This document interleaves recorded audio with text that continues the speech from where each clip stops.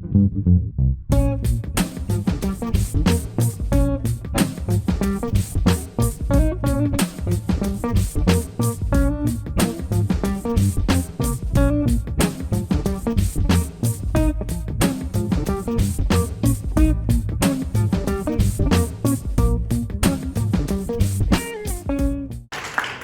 up, guys? I am trying to be a better human being. Yes. But the only thing that's stopping me is other human beings. True. Doesn't it feel like that? True. Like, I was at the grocery store the other day, right? And I asked this older lady this, and I asked her, I said, ma'am, can I help you with your bags?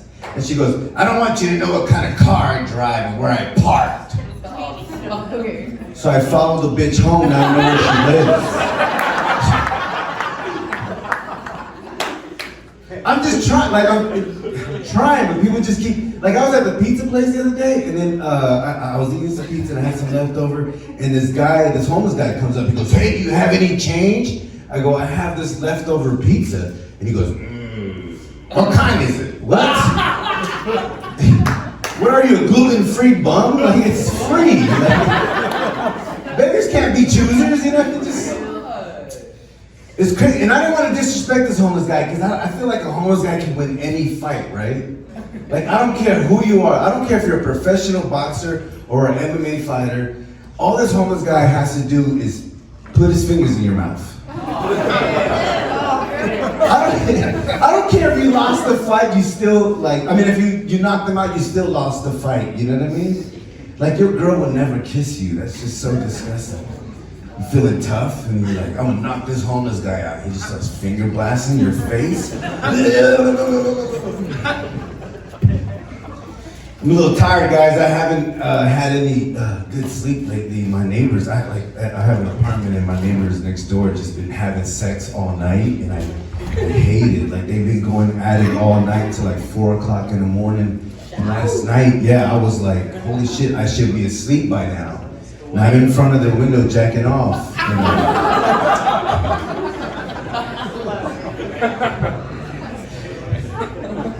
Things are getting weird at work, man. I feel like I have to get a new job because I accidentally said on my phone and I text my boss GRRRRR, which reads girl. And it got really awkward because he keeps texting me at night, meow.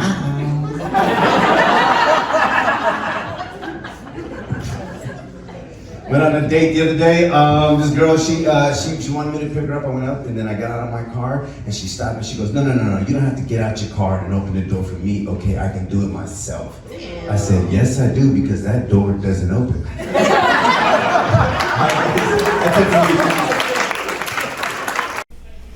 All right. So I said, man, look, I bought a Kia. No. Welcome back to Killing Crickets. Gabe Nolasco. Nolasco, yep. Thank you for joining us. Thank you for having me. First time I ever saw you. Really funny stuff, man. Thank you, How long man. have you been doing comedy? This marks 14 years. 14 years? 14 Okay, years. so I'm still a baby. I can tell then. Yeah. All right, good. Yeah, exactly. That's good Feels shit, like man. it. Where did you start? San Francisco. San Francisco? Yeah. Okay. What club in San Francisco was your spot? Was it Punchline or Cobb's. Cobb's? Cobb's was Yeah, the okay. yeah. I've been there once. I did a week there once a while back, yeah. And then Punchline every Sunday, you know what I mean? That number, I like you know those what I mean? clubs, man. So it's the whole hang out in the back, wait to get up. Of course, yeah. I always did the hanging out in the back. Like, you'd hang out in the back with those guys and be like, you know, I remember one guy was like, all right, I try to do a different 3 minutes every week. So once I do 15 of them, I can headline. I'm like, Right. when are you going to do that? That's not how any of this works. I think that's going to happen, dude. Sounds like a plan. You're doing but- open mic. I don't think you're getting that call. So maybe just better the first 3 and then go from there. But, Right. So you started there. Now, I've always been interested in this. Being a Hispanic comic. Mm-hmm. Have you done a lot of I guess like largely Hispanic crowds? You know, like have you done a lot of shows that way, or is it surprisingly not? You know what I mean? Like even when I went to LA, I'm like, well, like 10 years into comedy, I'm like, maybe one day I'll do a whole full room of Latinos. Right, they'll right. love Yeah, me. yeah, yeah. But it just doesn't happen like that. You know what I mean? It's just like, so being from the Bay, it's just different. You know what I mean? I do touch upon being like Hispanic, Latino, but it's not the typical. It's just it's more. You've never gotten invited though to one of my first big, after I moved to LA. I was there for a couple years. I remember. I got booked to go to Tempe to do. They were booking a show called Latino Laugh Fest. Right. And I'm not. You fit in. But I played the part of the white guy in that show. And who's this cholo? But it was it was a largely Hispanic crowd, obviously, because that's who they were marketing to. And the reason why I'm asking that is because, first of all, you've done shows like that, though, at some point, where it's like, just, whether it's billed that way or just marketed that way. I mean, Comedy Store used to have Comedy Store, I used to have a ton. I've done a couple of I've got invited to be do a Latino show. I did a show for, the college Latino graduation. Mm-hmm. And then they're like, "You're not Latino enough," and I'm like, "What does Latino enough mean?" What do you? Should I? Do I need a sombrero? Right, what the fuck? Should have came with my donkey. Should I be holding a taco in my hand or my set? Jesus. So I had it's one of those college shows where you have to run the set before you get on stage or whatever, and then, they were just like, "No, this is not. You're not what we're looking for. You're not." So you prefer a mixed crowd as opposed to? I do, yeah. Mixed crowd is more. I can, that's more me. Yeah. I mean, I've always felt that way. I would like to, I would like to see a full Latino cast, or a full Latino audience to see how that is. Yeah. But I don't know if there would really. My experience, the reason why I asked that is just out of curiosity. Obviously, you've been doing comedy long enough to have a lot of experience with a lot of different crowds. And the reason why I asked is because, for me, I've always felt like whenever a crowd is 100% anything, whether it's 100% white people, 100% Hispanic people, 100% women, 100% men, It's never as fun as a mixed bag, where it's you want to get as much of an even mixture as you possibly can, because that seems to draw out the most sort of laughs, and it sort of brings. I don't want it to sound corny, but it does. It mixes it up better, because if everybody is of one thing, whether it's gender, race, anything like that, it's almost especially if you're not part of that group. Right. But even if you are, then you're sort of can be judged more harshly, or you can be, what you're getting, where you're not enough of whatever this, and it's what the hell are you talking about? But, I mean, but it's also if you're not part of that group, you feel like you're crashing their party almost, and it's awkward. So the mixed crowd is definitely a lot better, what I mean? Just bring, so that's what I've seen or felt more, welcome with, just having a mixed audience, old, young, all colors, whatever, you know what I mean? But yeah, you're right. If you have you're just doing one show for one, you're just like, fuck, I gotta cater to this. Right. You know what I mean? It's just And that's being a comedian, you're like, no, I just want to do my shit. Yeah, right. You know what I mean? Exactly. I want to feel because I mean, if it's one of everything, it's almost it's almost guaranteed that if it's one type of any type of person, it's gonna be almost like they're there together, because they coordinated and they just okay, we're gonna go be an audience together, and then it's weird because you feel like you're just kind of crashing their party, and they're kind of dictating how you go with this. Whereas if it's mixed, then it's okay, everything I say is perhaps gonna offend somebody, and everything I say is gonna make a lot of people laugh too. So it's we're all coming from a different place, so it's best that we come into the situation like that. It doesn't always work out that way, but it's that's my experience. I just wondered, from it's your those perspective. corporate gigs. We all do those fucking corporate gigs. Right. And they are always that, like the country club audience or like the Elks Lodge or whatever, you know what I'm saying? Like they're always the worst because it's not a mixed audience. It's always that one. Right. I did that one. My worst bomb was for those conservative Christian Republicans. The only reason and I'm sure, you've been through this too, where it's like, the only reason I ever agree to do a corporate gig is because they pay a lot. Oh, yeah, they pay a lot. And I always feel bad that the audience, like, I always get paid the most for my worst shows. Like, it's always the least ideal situation. Mm-hmm. It's not a comedy club. It's not a place where you're standing in the dais. I'm sure you saw, like, I did that on stage here one night where I talked about the Ronnie Lott. Mm-hmm. That charity thing, like it was up in Santa Rosa. He does a celebrity golf outing, and like I remember my agent calls me. There's all these like Hall of Famers, like it's like Eric Dickerson's coming, and and Barry Sanders is on again, Joe Montana's on the list or whatever, and like all right, I get to bomb in front of my heroes, great, and it was an unmitigated disaster. It was a country club.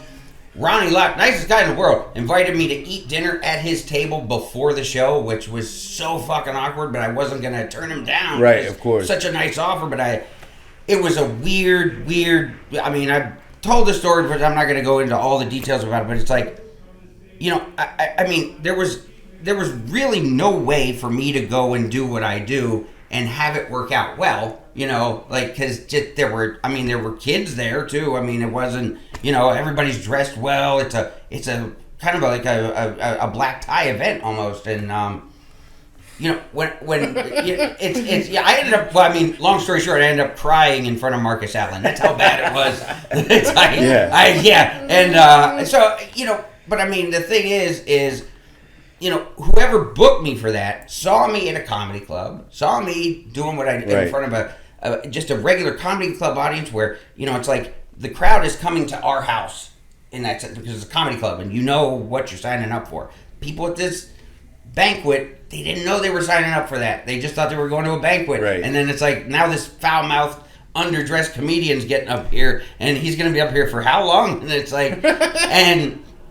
It never works out, and it's those are just those situations never work out right. But yeah, we get paid the most for some. I get paid nothing for here, and when I come and pop in, they're great sets usually, and it's like I always hate those sets. Yeah, my thing is like when you get into one of those shows, like I did a Christmas party for like some nurse. In the Bay Area for Kaiser or something. It was this nice. So it was great. But then the guy who was booking me, he was like, "Talk about Joanne. She's the one. She's the." And I'm like, notes and like inside baseball of like, oh my god, she's the chatty one. Make sure you dig on her. And it's like, she's the one that always she's almost getting fired. And I'm like, if I. What do you want me to do with that, man? Like, this isn't a fucking if I can roast. Get to that, I mean, I don't. Should I talk about Joanne? It's just and like you feel like you want to accommodate, right? But it's like, I can't do anything with that, man. So where's Joanne? Right? Huh? I heard you're about to get fired. Where are you? And it's just like, let me just get in, get out, do, you know what I mean? Laugh. Do what you hired me to do. And that's the thing, is like, but I mean, there are people who will do that even at comedy clubs too. They'll come and, they bring somebody for their birthday and they'll pass a note through somebody and be like, hey, if you don't mind, and they'll write down a list of their foibles and shit like that, and it's like, I can do nothing with this. Like, I don't know this person. This is, and I mean, it's like, I know these people always mean well, but they really don't.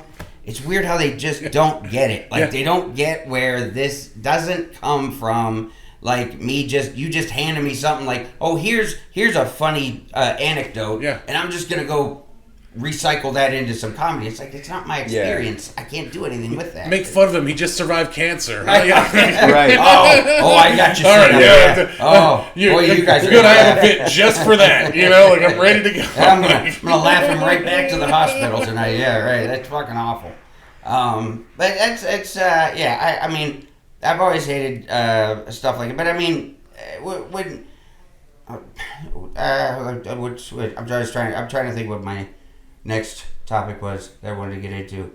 Your set, very. I love stuff like that where it's like you can pull the rug out, like where it's like you have this couple keeping you awake at night, right? And yeah, it's like I mean, I should be in bed, not in front of the window masturbating. That's funny. That's really funny. A lot of the sets when it comes to shows like this is just like one liner. If it's funny, okay, there's something there. Elaborate, you know what I mean, for the next one. So that's my formula that always worked. Mm-hmm. It's okay, I like it, and so that's just where I get the bits, you know what I mean, and then that turns into a 5-10 minute set, you know what I mean. So it's just like, okay, that was good, mark that down. That was good. Okay, you know what I mean. So yeah, it's usually how I got. For me, it's always been.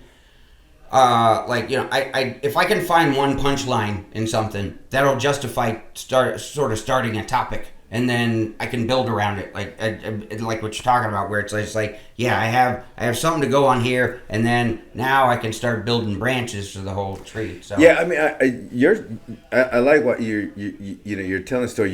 You're grabbing them, and then you go, and then I'm Shrek. You know what I mean? It's just like you're. It's just like.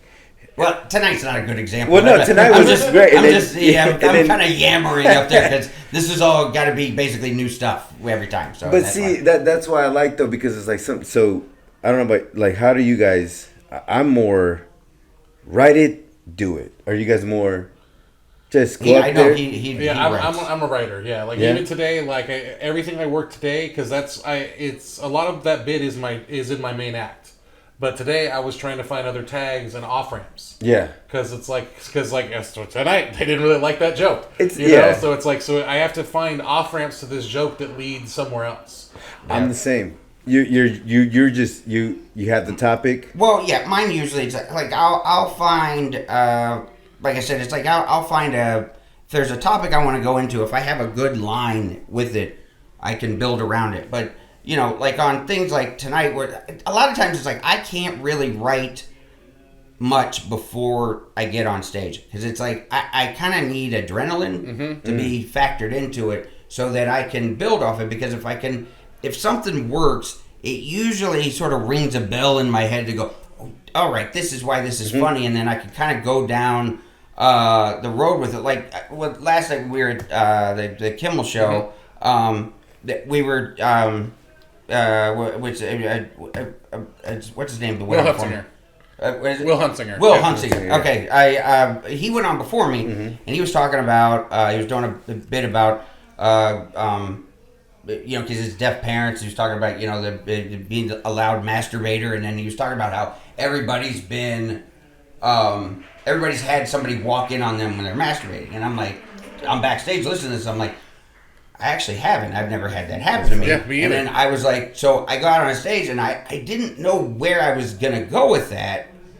I just knew, okay, well, I'll start with that. I'll be like, yeah, nobody's ever walked in on me masturbating. I said maybe because I lived alone a lot, it's never happened. And I'm like, and then because they laughed, it just made me go, oh, okay. And then I went into a whole thing about like, yeah, but if somebody broke in as a burglar, and it's like, and I went off on a whole tangent there just because they laughed at that first idea, and then I'm like, so I had a whole thing between me and the burglar where it's like he breaks in, and I'm like, yeah, you thought you'd scare me, but you go finish up, Tex, and that seems more fun on set. You know what I mean? Yeah, you know what I mean. When it happens like that, yeah. One time I opened, and while the feature was going, we were having a discussion about one of his jokes, and then he literally took our discussion and took it on stage as a complete bit right then. Right. It was incredible. It was a fucking phenomenal bit. Cap does not write anything down. That's well, later I put it. But it's all in the brain. So I think it for me it always, like, that's the way I started. Now I'm like, just jot it down, say something. You know what I mean? I'm trying. It's both. You know what I mean? It's just like I write it down, and then it's like, okay, this is one liner. What else can I go with it? You know what I mean? Like, how do I feel about it? You know what I mean? Like, get out the box. You know what I mean? But that's why repetition. That's why doing the same set over and over, because especially late, like that's why I'm trying to do some of the tried and true stuff too, is because you do the joke and that situation comes where an audience member says something or the comic before says something, or it's just in that heat of the moment, all of a sudden you find another path on that joke you didn't know was there. Yeah. And you only get that from doing the, that's where you find the gold. You have a really naturally funny delivery and just, you're conversationally funny. Yeah. So it's like, but it's one of those things that's like, when you get on stage, there's part of you that's like, well, I don't want to waste everybody's time here, but, I think there is a certain point, I think that, when you're naturally funny and you feel like when you have a good audience in front of you, because that was a thing last night too, is we ended up having an audience that they weren't real boisterous, but they were listening, which is great. If they're not going to laugh real loud, but if they're engaged and they want to listen, it's great. It's almost as good, because it's like I could take my time, I could do what I want, and it's like, sometimes that works out. Other nights you're just like, I better hurry up and get to something. Yeah, it's the longer sets where where you can play. The longer sets. When I have those 25, 30-minute sets, I'm like, okay, the bits can wait. Meander. Yeah, you can meander. You do a little crowd work. You bring it back into the bit. But the 3, 7, 10, 12, you gotta be more punchy. Right. You gotta get there. It depends. I mean, a lot of times, I think a lot of my best sets over the years were, when I was at the Comedy Store every night, I'd be, they would have a show, maybe a bringer show in the main room or something, and the guy, this guy Vargas used to run it, would come and just, see that I was going on in the other room, and he was like, hey, do you want to come close my show? And it'd be an audience that maybe they saw 15, 20 comics that night doing 5 minutes. And then he's like, hey, can you come close my show? And it's like, I can do as long as I want because I'm at the end. And the people who are there, they're scattered because, a lot of people have left. But it's like, those people that are there, they really want to see some comedy. Right. So they will give you a lot of time to sort of just, like you said, meander. And you can just kind of go, all right, I got time to find whatever here. And nobody's going to get anxious and bored or anything like that. And it's like, it can be really, those are the nights where you come up with some shit that's like, man, I'm glad I went on. I'm glad he came and got me because, I wouldn't have had whatever bit. So those are fun, man. Those are some of the most fun sets ever. It's tough out here to get reps. You know what I mean? It's just, if there was productive more reps. Productive reps. reps. You get reps, but that bar show doesn't necessarily help you when you're talking to backs. Yeah. I used to run shows in San Francisco, and it was just 2 shows Friday, 2 shows Saturday and Sunday. And it was in the same venue. It was upstairs, and then you run downstairs. It was just, it was, those are the reps that I miss. Or you'll do one set across the street, and then you run across the street, and then, you know what I mean? Because especially when it's you have that one set that you're sort of your whole night's hinged on. It can be. It's almost like you didn't have time to get warmed up almost, right. And it really is great when you have. That's why it was one of the reasons why I loved the Comedy Store so much, because I had multi rooms. I mean, you could do a set in one room and then go end right. up in, Yeah. I had several nights where it was you run the Triple Crown, and you get a set in every room. Those are fun, man. Those were. I don't live there anymore. I heard it's haunted. Is that you ever? You know what? People said that for years, and I mean, look. Do you always get that? Question? People said that. Yeah. Well, I mean, people have said. I mean, there was even I think even what was it? E did a special on right. the Haunted Comedy Store. Yeah. And look, man, from the year 2000 until when I started working, I started open mic late '99. But anyway, 2000 I got a job working the phones. Then I got a job as a doorman. I was a doorman, sometimes 6, 7, 8, 9 nights in a row. At times, I was there from, open to close.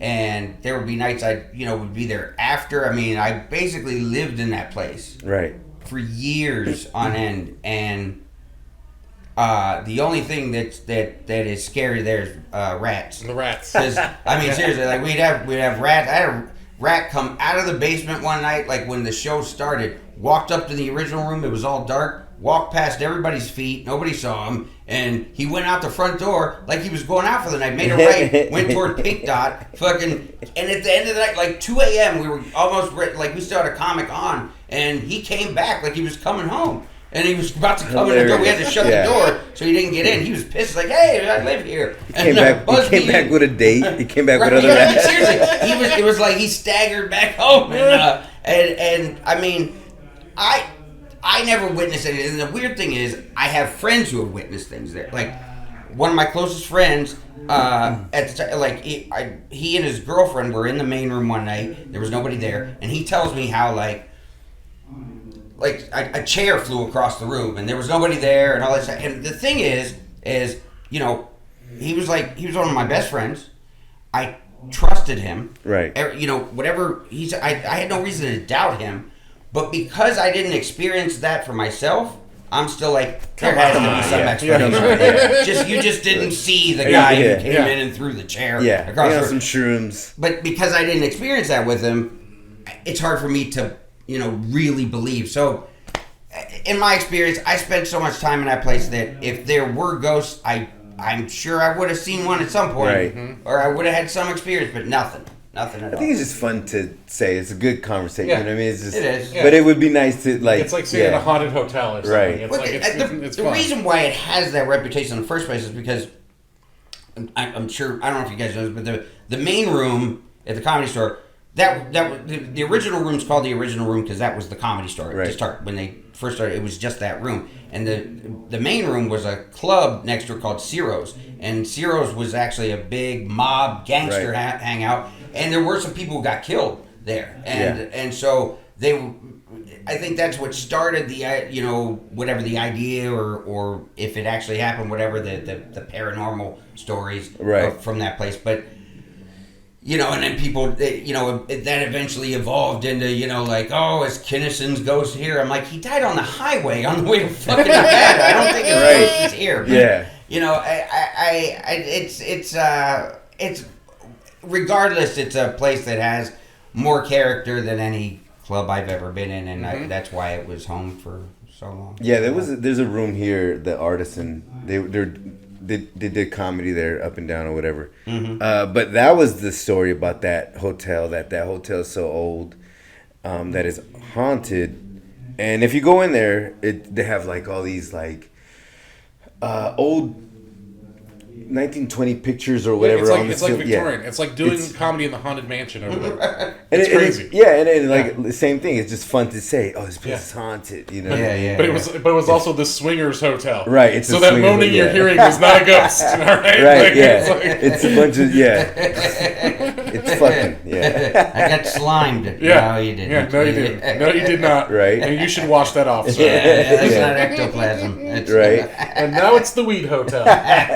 So now it's a whole other thing. That's true. Well, anyway, I guess we've been talking for a while. Yeah, great set, man. Thank you so much for joining us, man. Yeah. We'll do it again, man. But really funny stuff, man. Really. Appreciate you. Likewise, both of you guys, man. So absolutely. Follow Gabe Nolasco at the socials below. Stick around for more Killing Crickets. We'll be right back. And don't buy a Kia. Don't buy a Kia. And I just bought a Kia. Yeah.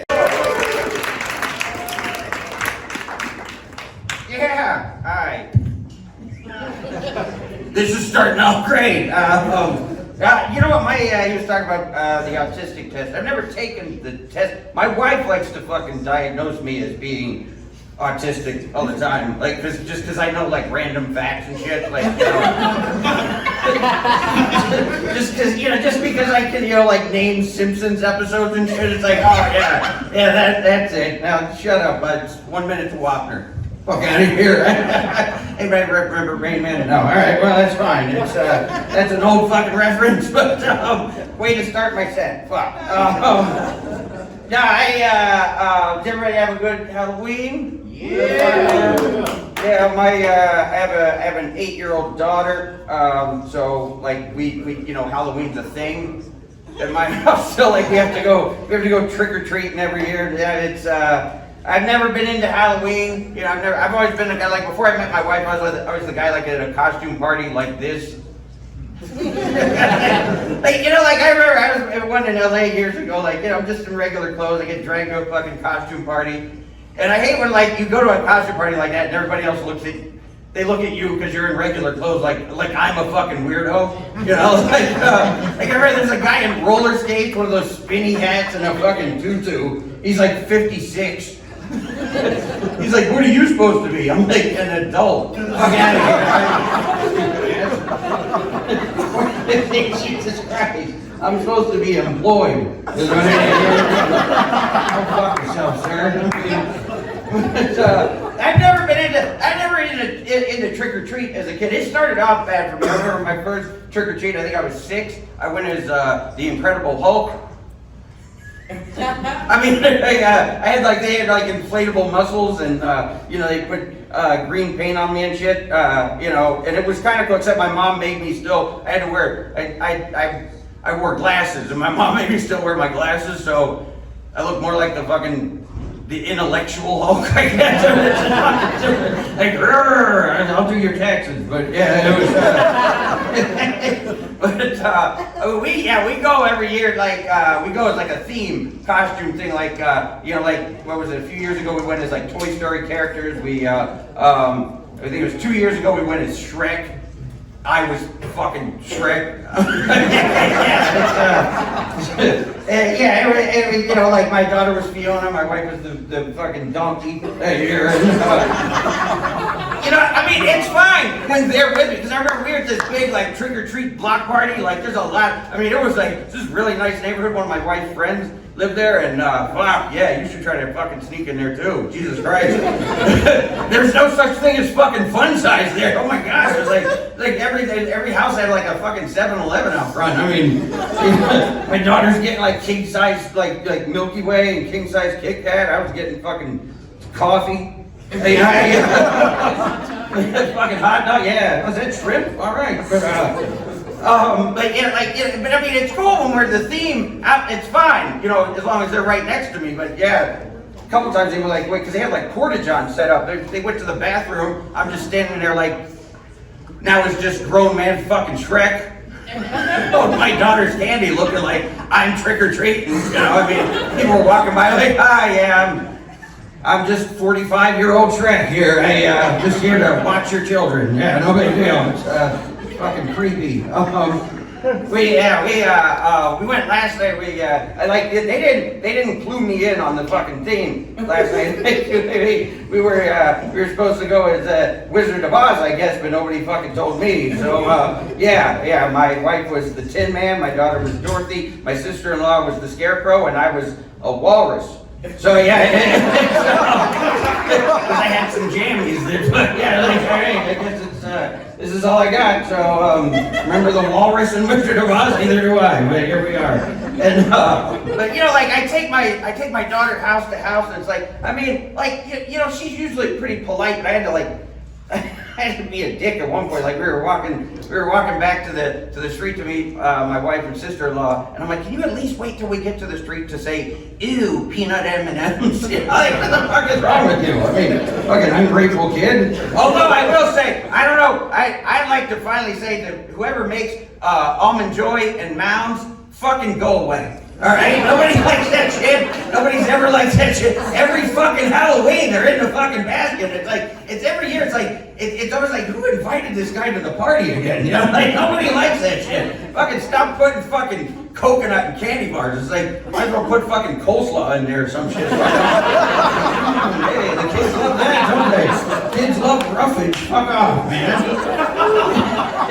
You know, like we went to this like haunted hayride place over like across the border in Utah last week too. Like it was kind of cool. We were standing in line waiting to go like do this like it was like a thing where you ride on a bus and you shoot zombies with fucking paintballs. I mean, yeah, somebody was desperate for fucking employment. You know, like, who volunteers for that shit? Yeah. So they're gonna shoot paintballs at you. All right, I got nothing better going. So yeah. But yeah, so we're standing in line, and to kill time, me and my daughter start playing that the game like, you know, where you hold your hands like this and you try to smack the one on top. And I used to just kick her ass at it, but she's actually getting better. And we always play best out of 5, and she got 2 out of 5, which is good for her. And then it was my turn, and I missed the first 2. I'm like, fuck. I'm gonna lose my undefeated streak. So I'm like, I gotta rally here, and I get her. I get the first one, I get her again, and then I was like, all right, I gotta get this one so we don't tie, and I like fake this way, and I go to smack, and my hand like went too far and it grazed her nose. It's like, and you feel like a great parent when you're like, oh my God, I hope she doesn't bleed. That's gonna be embarrassing. I'm like, are you okay? She's like, no, what the fuck? And I'm like, and I mean, it's everybody's now. I can feel everybody looking. And I'm like, please don't fucking bleed. And I just feel everybody glaring at me. I'm like, it slipped. It slipped. I mean, but I'm also like, that's 3 out of 5, motherfucker. I have a Mounds bar. Thank you guys. That's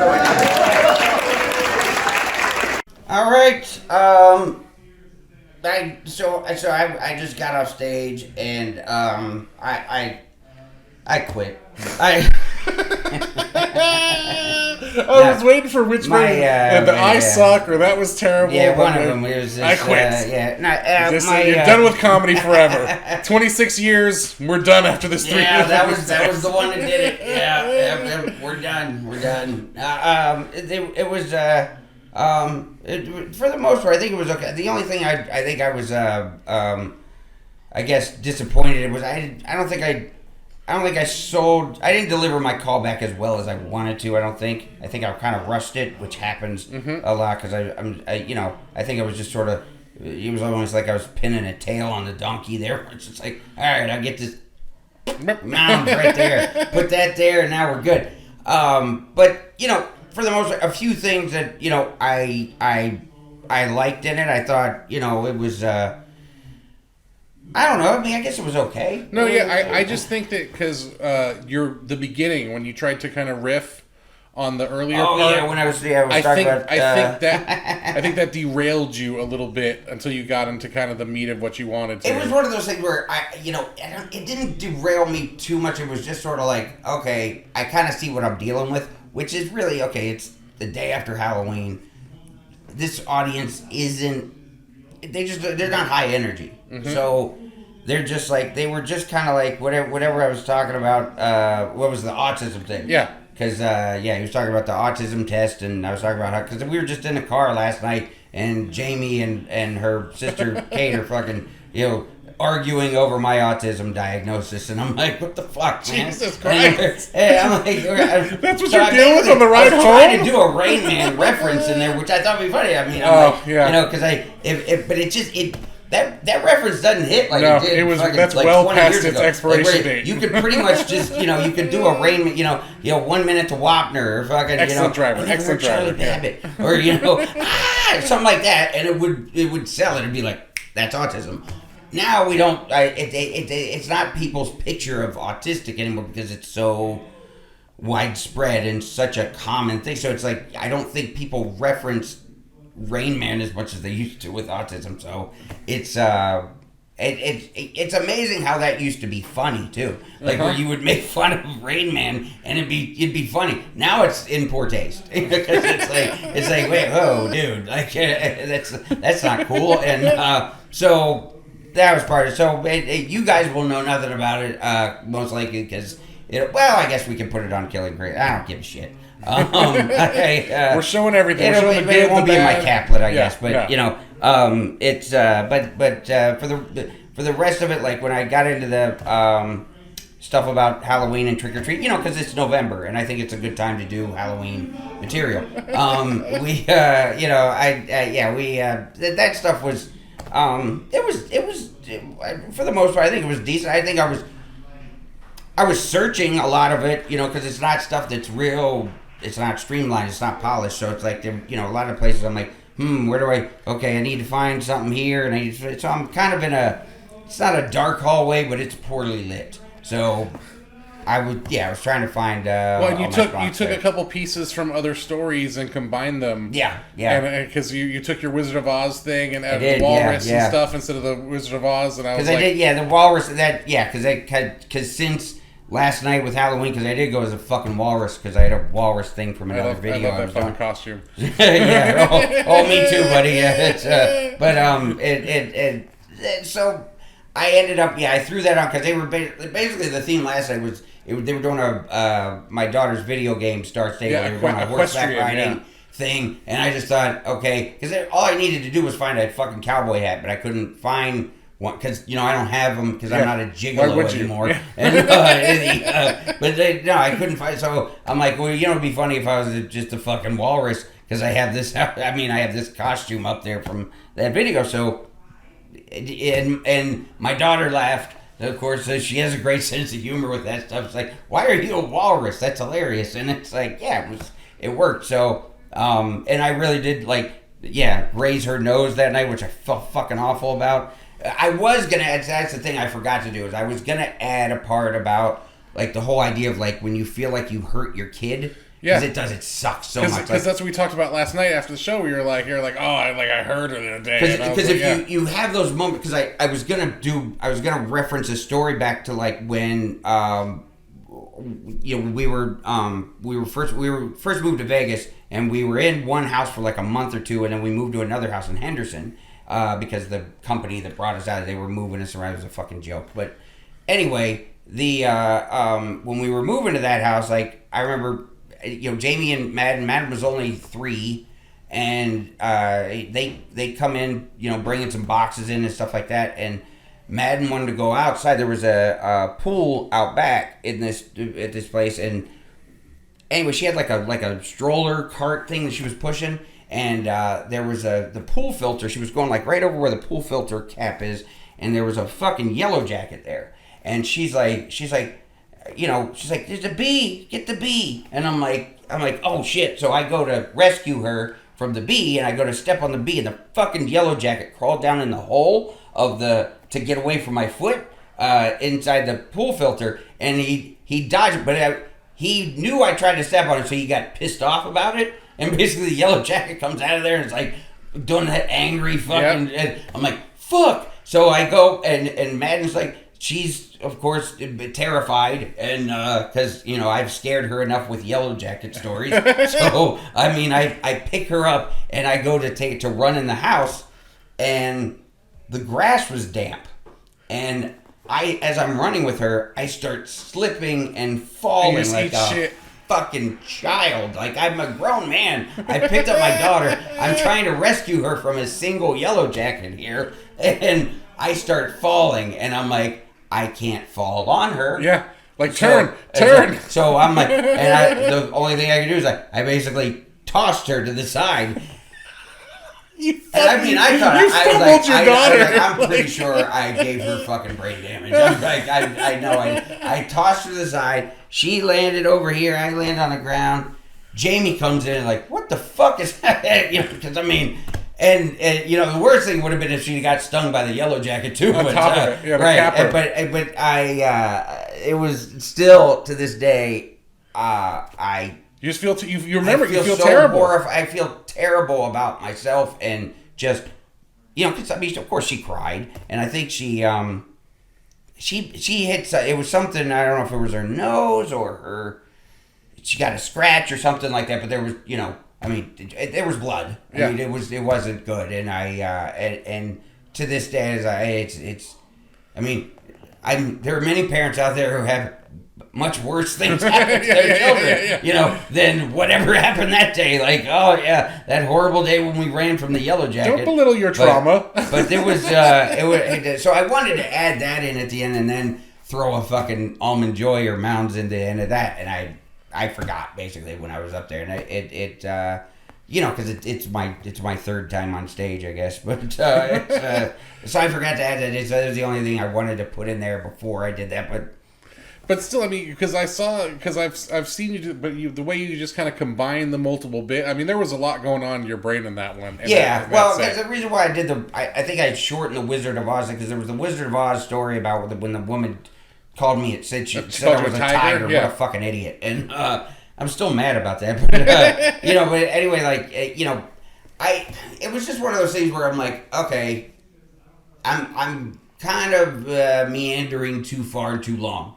So it's where you just sort of bring it back in, tighten it back up, and go, all right, how do I keep them engaged and not be self-indulgent and take too long. So it's just more of an instinct thing where I'm just like, all right, I need to cut to the chase here and get to more of the meat of this, and so that's why I did that. But I like the paintball thing. I thought was good. That was like who the fuck gets that job? And like and the slap bit. Like I think the slap bit was really good. Yeah, it's the second time I've done it because I did it last night for the first time, and it was.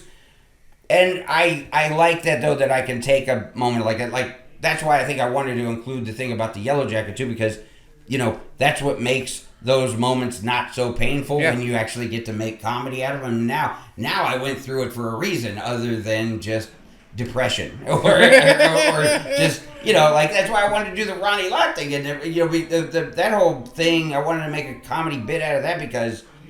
then it's like I went through it for a reason, and that's where comedy can be cathartic and so you really can cool. get it out. Yeah, so it don't live rent free in here forever. Yeah, You're like wake up sweating at night like Ronnie Lott. Because I always tell people like when people say how'd you get into comedy, and it's like what got me into comedy was me telling my friends a story about shit in my pants at basketball practice in 6th grade.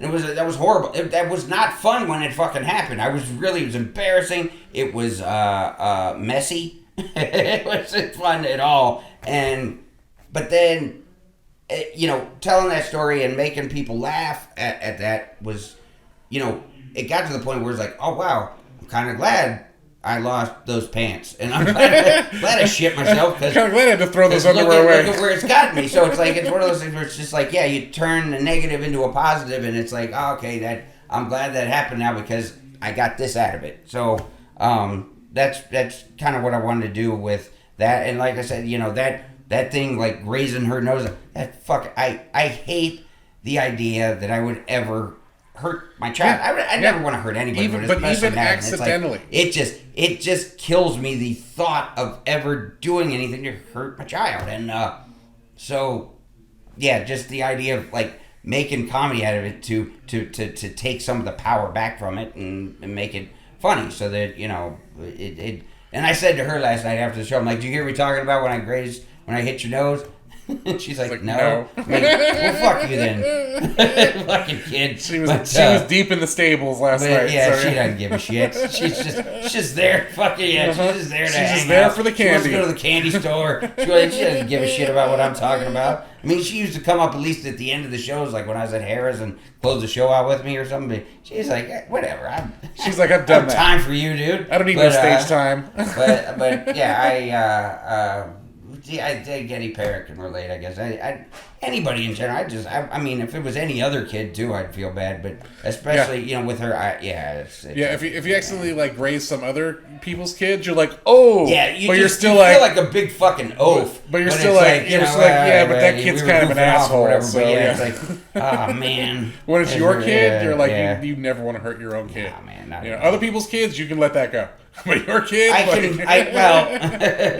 can maybe move on. Yeah. I don't know, but no, I couldn't. It's just, I guess it hurts me more thinking, with her because I'm the person I'm supposed to protect her. Yeah, the trust. I was trying to protect her from fucking Yellow Jacket that day, but it just didn't work out that way. We fell, and it just that was fun. And Jamie was already pissing me for not helping her carry boxes. So then when she actually came in when I was on the couch with Madden, and I was holding her. She's crying, bleeding from somewhere, I don't know. And Jamie comes like, "What the fuck just happened?" I was like, "Yeah, this isn't good. I'm in trouble again." And it was not a good experience, but it was. Like I said, that's why I wanted to bring it up tonight. I'm meandering again. So, but life experiences are some of the best comedy. They are the best. Absolutely. Always. Yeah. I hate when I contrive something. You know that. Oh, no. I have a few bits of things that like I took something from something and made it something else, and I feel like that whole bit's a lie, and I feel terrible every time I do it because it's not close enough to reality, and it's like I feel like, even if there's just one person out there who knows that he's lying. He's full of shit. Never happy about that. But So the things that when you can stay as close to reality as possible and make it funny, those are the best ones. And they can feel the emotion in it. It's more than just you're like, you know, reading a speech or like giving a monologue. Yeah. It's not. You don't feel like you're just you're tricking anybody or anything like that. It's just you're not full of shit, but sometimes you gotta be, I guess. So. And not everything. But that's the biz, funny, baby. so, sometimes you gotta fill that hour. So anyway, that was all right, and we'll be back with more. Yeah. With this very special episode of Killing Crickets. Stay tuned. We'll be right back with this special Hallmark episode of Killing Crickets.